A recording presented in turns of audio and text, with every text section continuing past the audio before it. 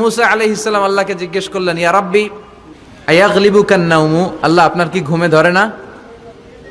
সুবহানাল্লাহ পড়েন।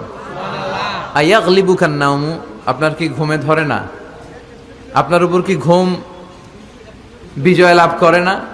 আমি তো সারাদিন কাজ করার পরে আমার ঘুমে ধরে। আমি সারাদিন রাখালগিরির কাজ করি, ছাগল চড়াই। পৃথিবীর সব নবীরা ছাগল চড়াতেন। মা মিন নাবিয়্যিন ইল্লা রাআল গানাম, পৃথিবীতে এমন কোন নবী নাই যেই নবী মেষ চড়ায় নাই, বকরি চড়ায় নাই। সুবহানাল্লাহ পড়েন। সাহাবারা বললেন, ইয়া রাসূলুল্লাহ আপনিও মেষ চড়িয়েছেন?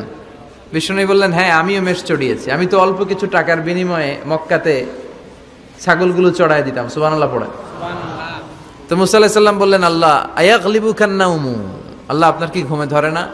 আল্লাহ বললেন, কোনো কথা বলা যাবে না, দুইটা গ্লাসের ভেতরে পানি নাও আর পানি ভর্তি গ্লাস নিয়ে তুর পাহাড়ের উপরে দাঁড়াও।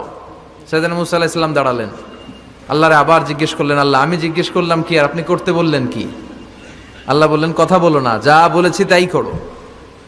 আল্লাহর সাথে বেশি কথা চলে না, তিনি সব রাজার বড় রাজা, মহারাজা। চিল্লা এখন ঠিক কিনা? তো মুসা আলাইহিস সালাম কিছু বলতে পারে না, পানি নিয়ে দাঁড়িয়ে রইলেন। মুসা আলাইহিস সালামকে আল্লাহ বললেন, তুমি দাঁড়িয়ে থাকো আর ঘুম রে বললেন, ঘুম তুই মুসারে ধর। ঘুম যে এবার সাইয়েদনা মুসা আলাইহিস সালামকে ধরেছে, উনি ঘুমের ধাক্কায় আর থাকতে পারে না, একবার ডানে যায় আর একবার বায়ে যায়। ঘুমের ধাক্কায় হঠাৎ করে কাত হয়ে পড়ে যায় আর গ্লাসগুলো মাটিতে পড়ে খান খান হয়ে ভেঙে যায়। আল্লাহ ডেকে বললেন, মুসা বেশি কিছু হেফাজতের তো দায়িত্ব দেই নাই, শুধু দুইটা গ্লাস হেফাজতের দায়িত্ব দিয়েছে। ঘুমের কারণে এগুলোর হেফাজত করতে পারো নাই, ভেঙে খান খান হয়ে গিয়েছে। আমি যদি তোমাদের মতো ঘুমিয়ে যেতাম তাহলে পৃথিবীর সাথে সূর্য লেগে, সূর্যের সাথে চন্দ্র লেগে গোটা মহাবিশ্বটা এভাবে গ্লাসের টুকরার মতো খান খান হয়ে যেত রে মুসা। এজন্য লা তাখুযুহু সিনাতু ওয়ালা নাওম, আমার ঘুমেও ধরে না, ঘুমের আগে যে তন্দ্রা আসে ওইটাও ধরে না। Never slip or slumber over